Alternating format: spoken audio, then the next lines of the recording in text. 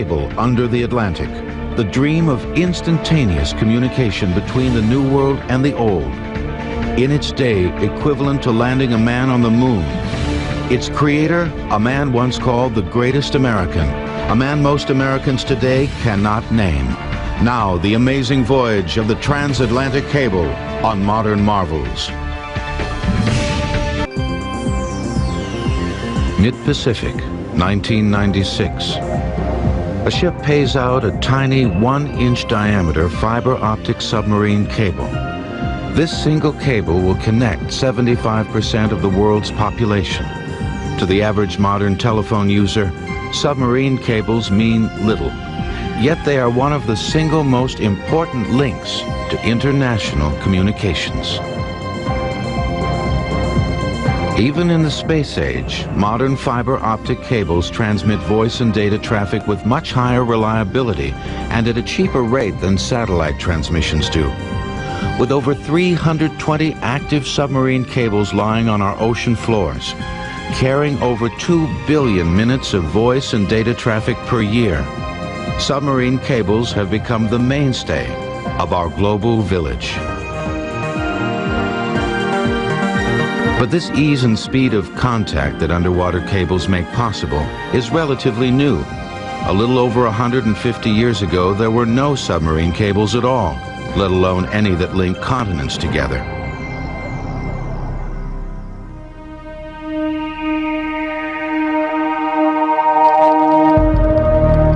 When the telegraph was invented in 1837, engineers dreamed of communicating across oceans, lakes, and rivers.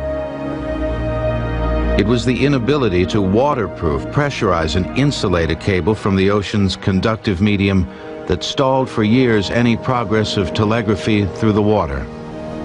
It just so happens that in the 1840s, something that had been known for a long time in Southeast Asia and Malaya was made available in Europe. It's called gutta percha. It's sort of like rubber, and it's a sap from a tree, but instead of being stretchy like rubber, it's really a plastic. It's very good insulator, and it's not bothered by pressure or water. So it became the ideal insulant for telegraph cables.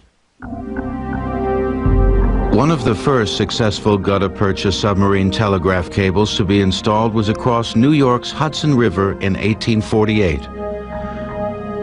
By 1852, submarine cables up to 300 miles long were connecting England, Holland, Germany, Denmark, and Sweden. Others were even connecting Italy with Corsica and Sardinia. But something as grand as stringing a 3,000-mile cable across the Atlantic Ocean was still nothing more than a dream.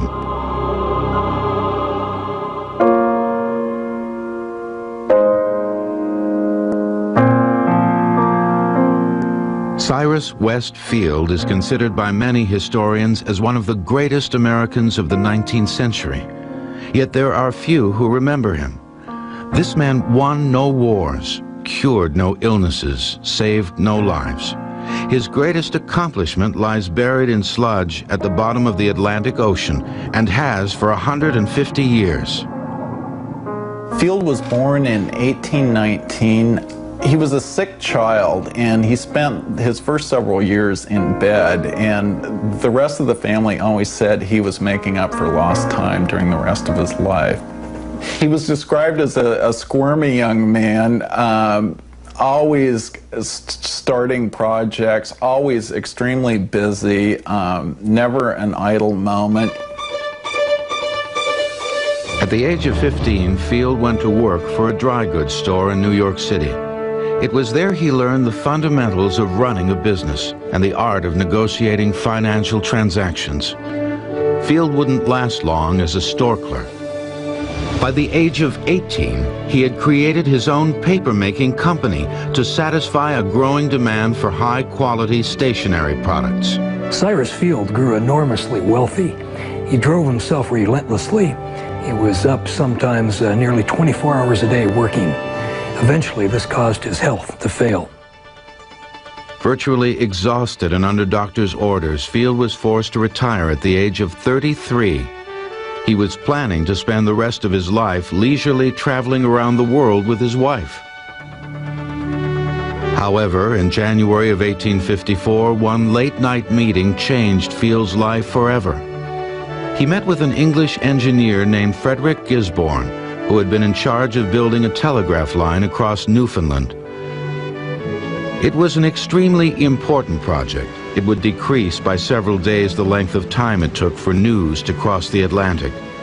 Steamers from Europe could arrive in St. John's and flash urgent messages ahead to New York.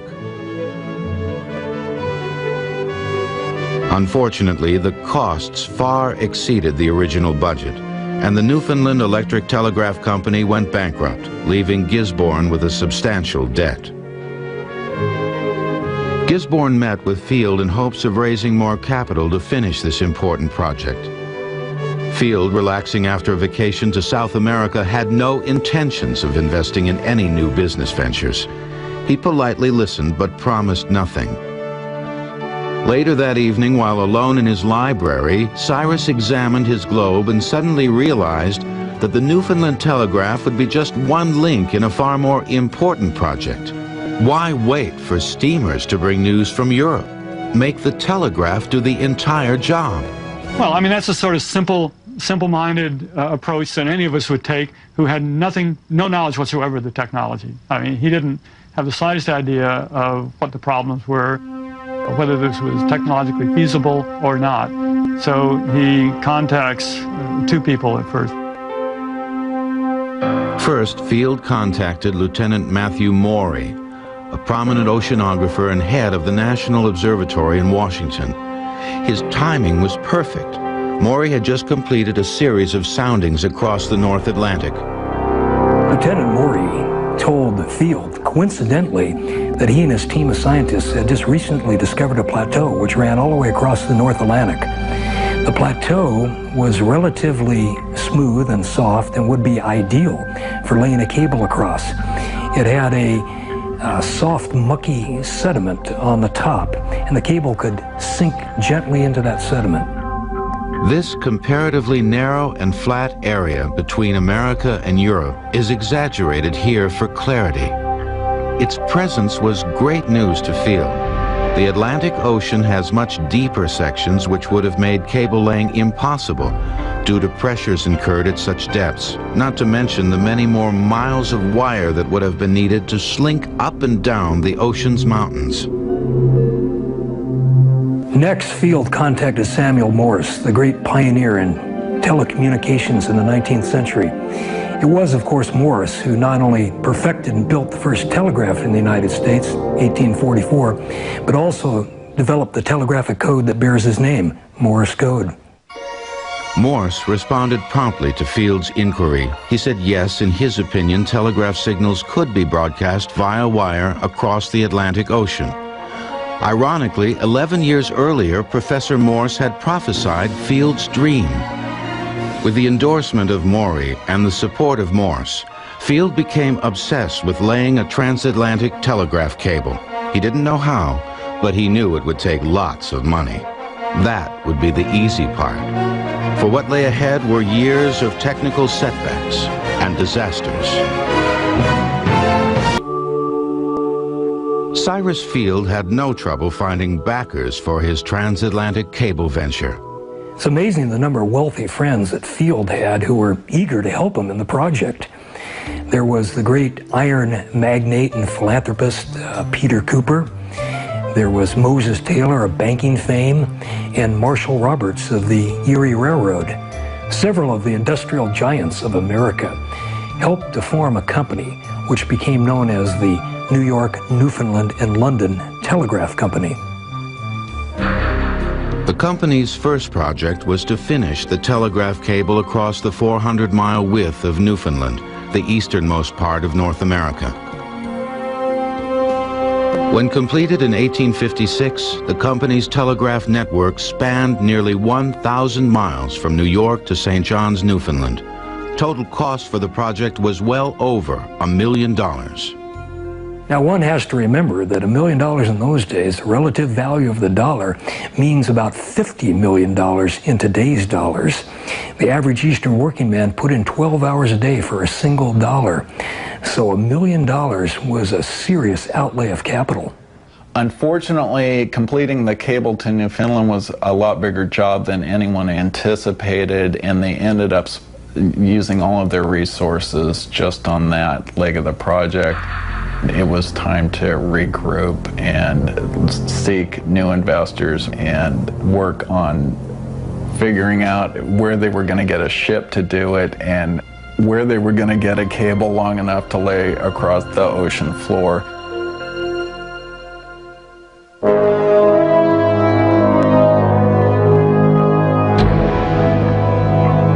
Though Field had many people convinced that his project was feasible, there were some who thought it was preposterous. Corporate giant Western Union spoke out strongly against Field's venture. They had their own grand plan to reach Europe by way of telegraph.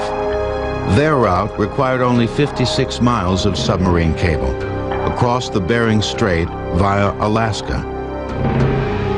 Western Union had one outfit in Alaska and another outfit in Siberia. Their job was to gather poles for the telegraph wires and to negotiate with the natives for a right-of-way along the proposed route of the telegraph. And while they found plenty of timber in Alaska, they found almost no trees in Siberia. And this meant they had some almost insurmountable obstacles to overcome. But Western Union's view was that any route would be more feasible than something as risky as stretching a cable across 3,000 miles of water. Field ignored Western Union's logic. He was convinced the transatlantic route was possible and proceeded to lock down landing rights on both continents for his future wire. It was important to take the shortest route possible across the Atlantic because it's a long ways. They settled on a direct route from the westernmost part of Ireland across to Newfoundland, which is the closest part of the North American continent to Europe. Now, with a mere 2,500-mile route established, Field was more confident than ever. He and his associates were able to get the British government to supply 2 ships, a small convoy, and money for the operation. This was in exchange for the transmission of government messages on the new cable, should it ever work. Unfortunately, in Field's homeland, America, it wasn't so easy. Western Union had begun work on its telegraph line through Alaska. Not many investors in the U.S. would doubt the expertise of such an immensely powerful and profitable corporation that strongly opposed the transatlantic cable. Field pleaded with the U.S. government for support in the form of naval ships. He needed them to make up half the convoy to get the wire across the ocean. The needed resolutions in Congress barely passed, and President Franklin Pierce signed them into law on his last day in office, March 3, 1857. Field's next priority was to begin manufacturing the submarine wire. Since cable laying in the North Atlantic was restricted to summer months due to weather conditions, he needed the cable immediately. Field, in his usual impatient manner, only gave Glass Elliott and Company, the entity that was manufacturing the cable, only 4 months to produce the cable. As a result, the cable probably wasn't as good as it could have been.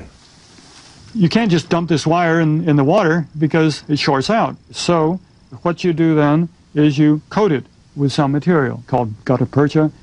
Gutta percha has virtually no strength, and the copper doesn't have very much. So you put iron wires around the outside. You look inside, and there's our copper wire in the middle, gutta percha around it. Now we've got this protective wire on the outside. In order to carry and pay out 2,500 tons of this cable, the 2 ships provided by the American and British governments had been extensively modified with circular tanks to store the massive wire. They loaded the cable onto 2 ships. It took 120 men 3 weeks to load the 2,000 some odd miles of cable onto the 2 boats.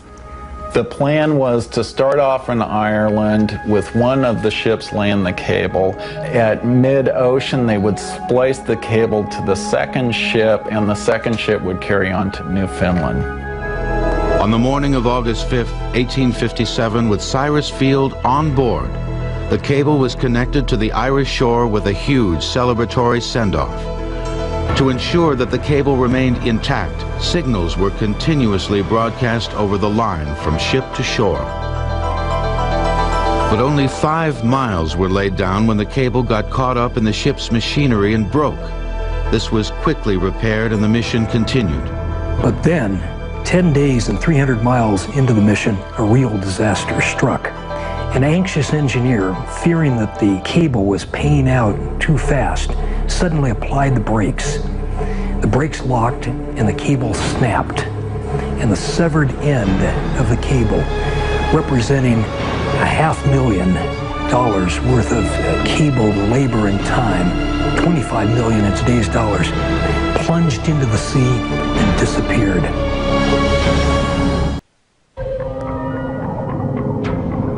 The failure of the 1857 expedition made many skeptical of the ambitious project.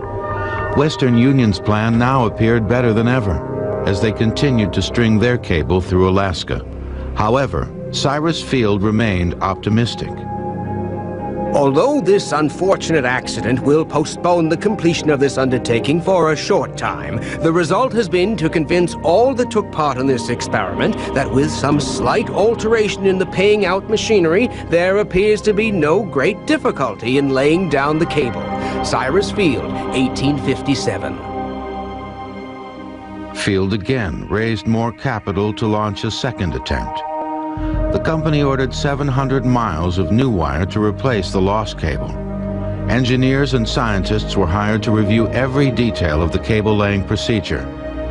They made many revisions to equipment on board and devised a new payout method, which included anti-lock brakes.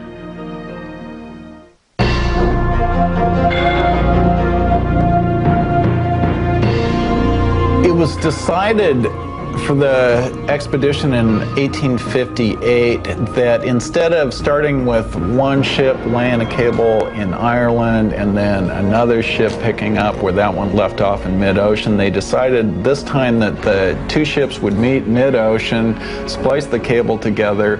One would head for Ireland and another one would head for Newfoundland. That way it'd take half the time to lay the cable, and time was of the essence given weather conditions and all. On June 10, 1858, both ships, fully loaded, and their convoy departed England for the middle of the Atlantic Ocean. There, under Cyrus Field's watchful eye, engineers spliced together the two cables, and the ships parted ways. Connected by the wire, they were able to communicate back and forth via telegraph. But before the two ships even lost sight of each other, just 3 miles apart, the cable broke.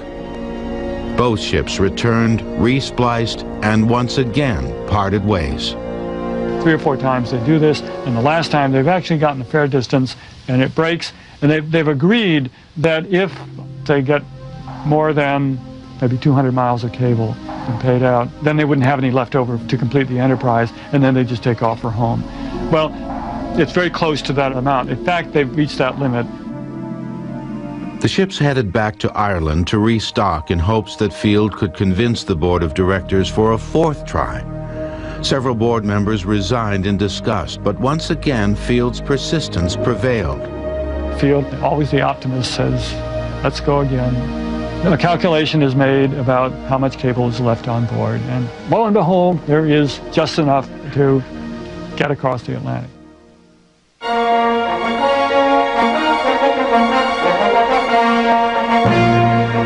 July 29, 1858, the two ships were back in the middle of the Atlantic splicing cable again for the 4th time.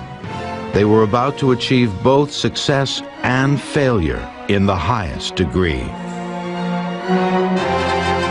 Amazingly, within just 2 weeks' time, both ships, having successfully laid over 1,000 miles of cable each, finally reached the coasts of Newfoundland and Ireland.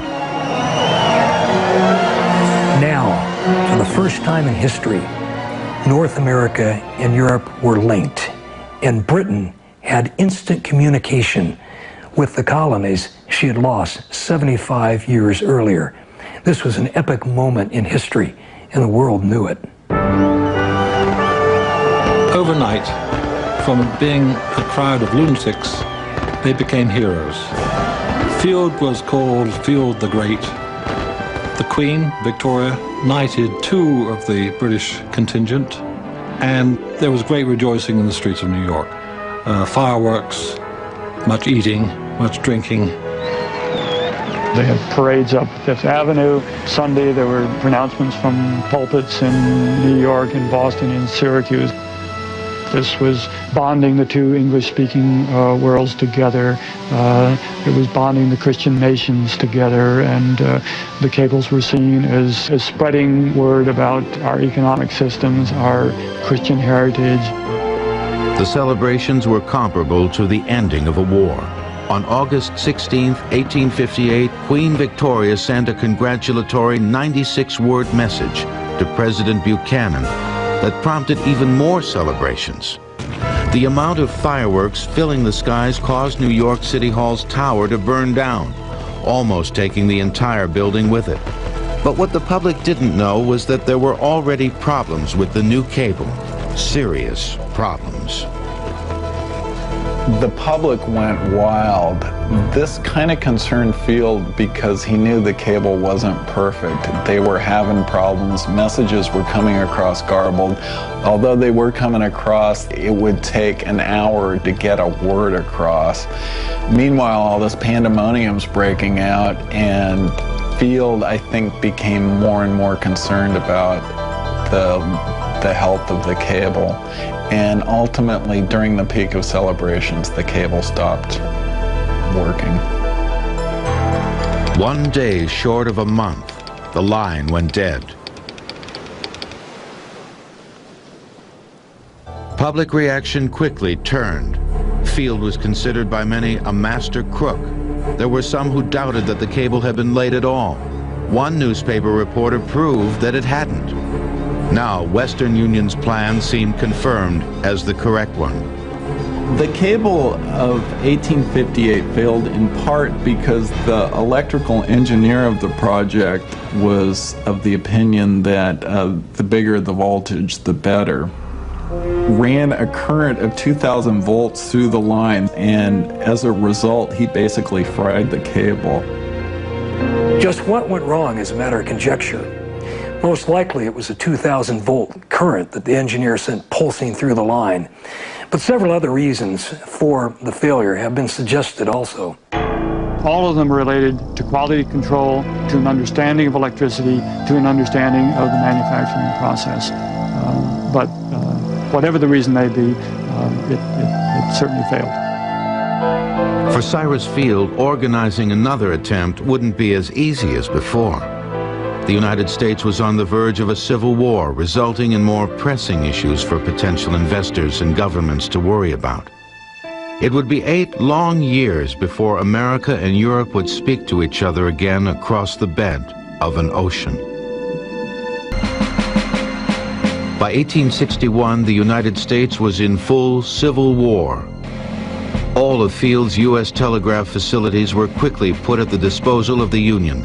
The United States government wanted to keep in constant communication with its Union forces from Washington, D.C. During the beginning of the Civil War, Field stayed in fairly close contact with Abraham Lincoln. Lincoln consulted with Field because despite Field's failure with the 1858 expedition, he acquired an immense amount of knowledge regarding the practicalities of laying telegraphic cable a long distance. Cyrus Field was extremely patriotic, in fact, a selfless patriot. He was a real supporter of the Union. At no cost to the government, he extended his telegraph service to the War Department and to the Navy Yard and other strategic points around the capital. His services proved invaluable to the Union. But during America's Civil War, Field kept his dream alive of a transatlantic cable. Traveling between America and England 31 times during the 4-year war, he was eventually successful in raising capital. British investors again rose to the challenge of backing such an attempt. Americans, on the other hand, were still partial to the advice of Western Union. Nevertheless, Field got his money. It was time to order cable. This time, instead of fabricating the wire in pieces, the entire cable, all 2,600 miles of it, was made in one piece. The manufacturers kept their factory going 24 hours a day, 7 days a week, in order to complete the cable on schedule. It took 8 months to make at approximately 14 miles per day. The finished cable weighed in at 9,000 tons. Of course, this one piece, 9,000 tons, meant that the factory had to be right on the waterfront, and so the cable was then pulled from the factory tanks over a line of pulleys and coiled into the tanks on the ship. Incidentally, this is exactly how it's done these days. Nothing has changed there. 9,000 tons of cable was a heck of a lot of cable. There was only one ship in the world that was large enough to carry such a load, and that was Great Eastern. The Great Eastern was the world's largest steamship of its day, a ship so large it was unable to turn a profit and had bankrupted 3 previous owners, but for laying cable, it was perfect. So it was basically available, and that was added to the arsenal of the Atlantic cable entrepreneurs, and they gutted it and put cable tanks down in the hold, and now the entire cable could be carried by this one ship. A crew of 500 men was needed to operate the ship, of which 200 were needed merely to raise its anchor. Supporting this crew and feeding it meant the Great Eastern carried a dozen oxen for deck work, plus 20 pigs for breeding meat while at sea, 1 cow, 120 sheep, and a whole poultry yard of fowl. When finally loaded, the Great Eastern weighed 21,000 tons.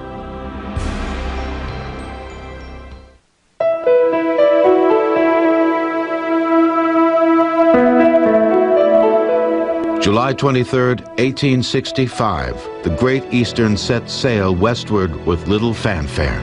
No parties, no speeches, just serious business.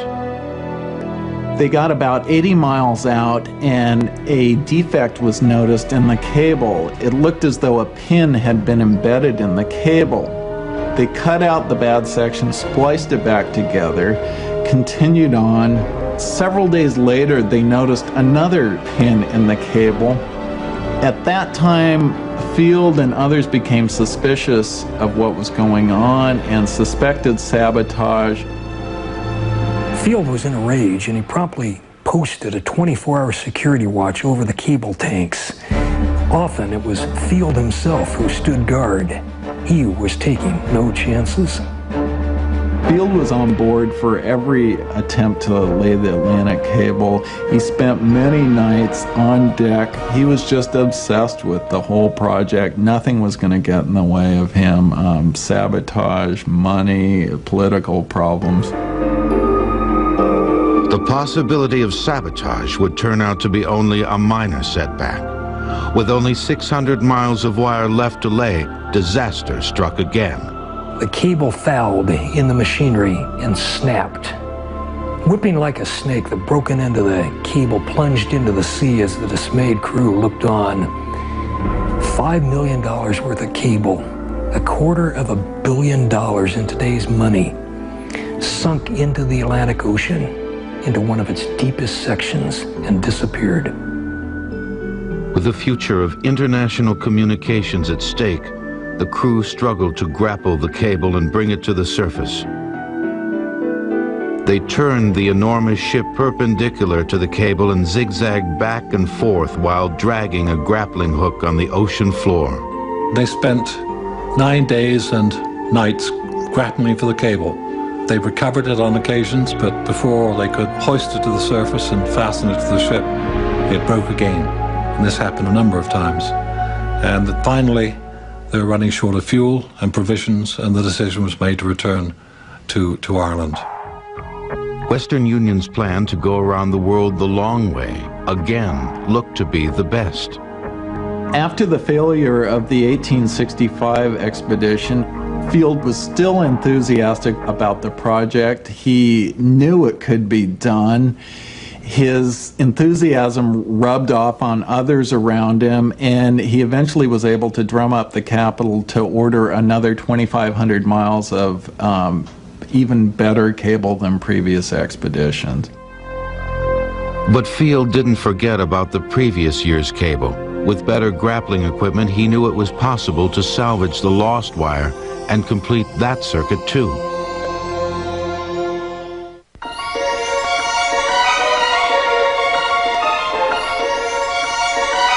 On June 13, 1866, the 700-foot-long Great Eastern left Valentia Island, paying out the new cable all the way to Heart's Content, Trinity Bay, Newfoundland, landing the shore end on July 27th without incident.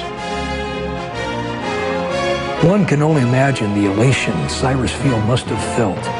This was 12 long years in the making, 4 major attempts, and millions of dollars.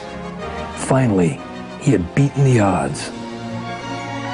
On the banks of Newfoundland, greeting the great ship were hundreds of men, women, and children who helped bring in the shore end of the cable over a floating bridge of 40 fishing boats. From Heart's Content, Field immediately sent the following message to Ireland. We arrived here at 9 o'clock this morning. All well, thank God. The cable is laid and is in perfect working order. But Field's job was not over.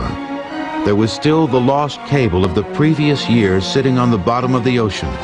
They ordered the ship back out to sea, 680 miles east.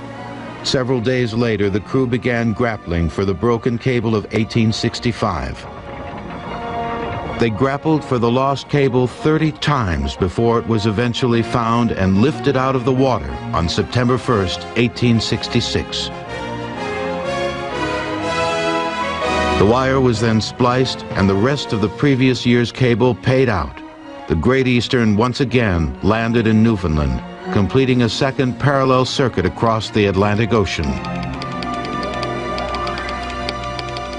From that point on, with only occasional interruptions, this country, America, and Europe, England, so forth, have been in constant electrical communication.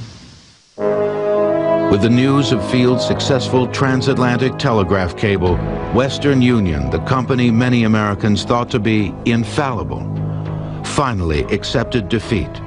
On February 27, 1867, after having its project stalled by Siberian winters, Western Union abandoned its attempt to reach Europe by way of Alaska and Siberia. Cyrus Field's great obsession for epic projects didn't end with the transatlantic cable. He was always ready for new challenges. In fact, he had a voracious appetite for them. He went on to help build the New York Elevated Railroad. Unfortunately, Field partnered up with the infamous Jay Gould and Russell Sage. Field thought that tariff for the railroad should be as low as possible so that everyone could use them, and ultimately that would be better business. Russell Sage and Jay Gould were of the school that you squeezed as much money as you could out of anyone. Field prevailed in terms of keeping the rates low on the railroad. Unfortunately, both Jay Gould and Russell Sage held it against him for the rest of their lives, and they ultimately squeezed him on a stock transaction, and Cyrus Field lost $5 million in one day and died a broke man. Field died on December 2nd, 1891. But his dream lived on. By 1915, there were no less than 15 transatlantic telegraph cables stretching across the floor of the Atlantic. While the cables performed flawlessly, there was one major drawback. Because of the enormous length of the cable, the wires couldn't handle the complex and high-speed impulses of speech, which now dominated the majority of land telegraph cables thanks to Alexander Graham Bell's invention, the telephone.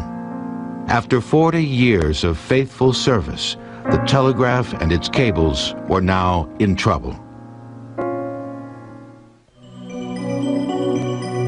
With the invention of the telephone in 1876 by Alexander Graham Bell, telegraphs moved from the mainstay of global communications to a secondary role. But it would take some time before engineers could make telephones work over great distances, such as the Atlantic Ocean. A telegraph signal is just on or off pulses of electricity is so simple. A telephone signal, it's much more complex. It's a very complex electrical wave, the very complex waveform of your voice. So it requires a much greater information carrying capacity than was available in the deep sea telegraph cables. A telephone signal would need to be amplified in order to be discernible across long distances. By 1912, AT&T had perfected the vacuum tube, invented just 6 years prior, into a workable amplifier. As a result, by early 1915, the first transcontinental telephone line opened, connecting the east and west coasts of the United States. Unfortunately for the submarine cable industry, vacuum tubes also enabled the newly invented radio to amplify its signals great distances too. In the 1920s, radio technology comes in, and with that, almost overnight, the cable industry takes a nosedive because the wireless technology is so much cheaper that for 90% of the time, they can carry messages instead of the cables and do it, as I say, much more cheaply. So the first route for transatlantic telephone service was radio telephone. Again, you're using vacuum tube amplifiers to amplify the radio signal. Radio telephone service opened up between the United States and initially England and then the rest of Europe in 1927. Initially, the capacity was one call at a time. So you'd place your name in the queue, and when you got to the head of the line, the operator would call you and say, "It's your turn." However, wireless telephone service soon proved itself to be unreliable. With radio, callers are at the mercy of the atmosphere and weather conditions, which are neither simple nor stable. A more reliable means of transatlantic telephone communications was needed. Once again, business looked to the submarine cable.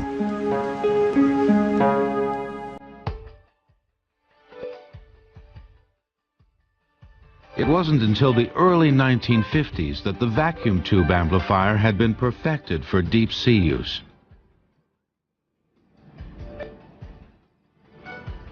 In 1955, America's AT&T and the British Post Office began laying the first amplified telephone cable onto the floor of the Atlantic Ocean. Early transatlantic telephone communications required two cables across the ocean. One handled the west to east portion of the conversation, the other handled the east to west portion. It would take 2 years to lay the cable, a year for each direction. Thanks to the experience gained from past submarine cable ventures dating back to the days of Cyrus Field, most of the kinks and problems laying wire into the depths of the Atlantic were now solved. It was smooth sailing for 2 summers. On August 14, 1956, 90 years and 18 days after the Great Eastern had landed the end of the first successful telegraph cable in the same waters, workers made the final splice in the telephone cable known as TAT-1, Transatlantic Telephone Cable 1.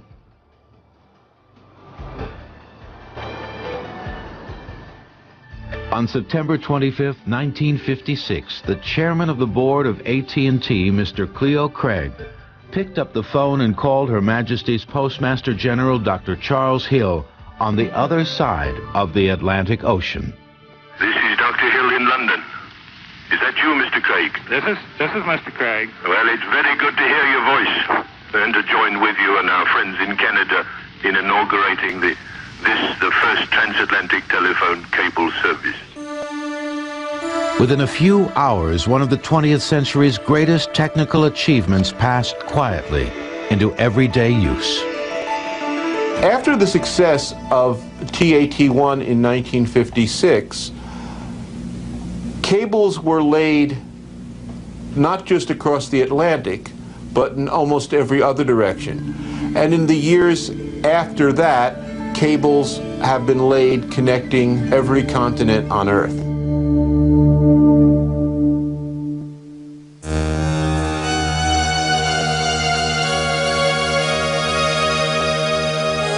By the mid-1970s, copper cables, which carry electrical impulses in waves, began to be replaced by fiber optic wires. These cables use extremely fine, flexible glass or plastic fibers, which transmit light pulses instead of electricity. With modern fiber optic technology, great distances for submarine cables are no longer an obstacle. On June 17, 1997, a cable project named FLAG, Fiber Optic Link Around the Globe, was completed. This $1.2 billion cable lies at the bottom of 12 different oceans, crosses 3 continents, touches 12 countries, and is able to carry 600,000 simultaneous telephone calls per section. This cable touches 75% of the world's population. The FLAG cable is the longest submarine cable that has been built to date. It is a 28,000 kilometers system that extends from Port Curno in the UK to Miura at the south end of Tokyo Bay in Japan. This cable provides considerably more bandwidth than has been provided in this same region, and it provides a synchronous, low error rate performance. Better by far than satellites. In addition to being extremely expensive, a satellite call must travel 27,000 miles from Earth to the satellite and then another 27,000 miles back.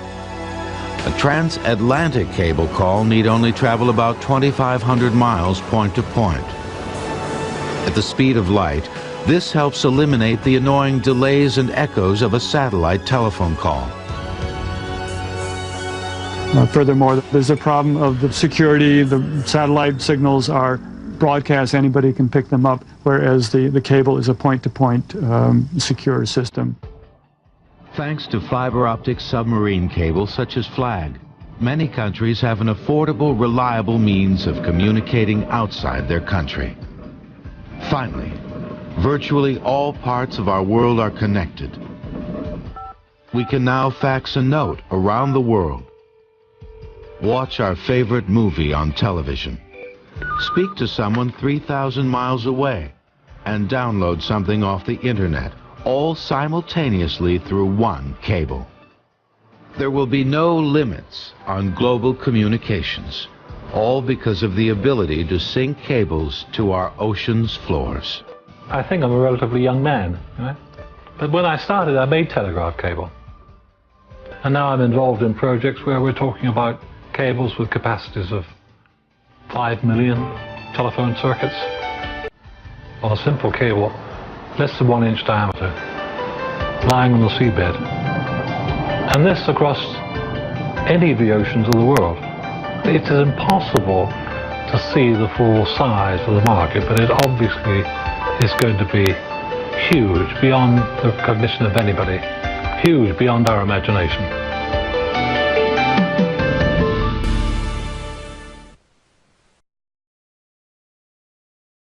Please subscribe to my channel.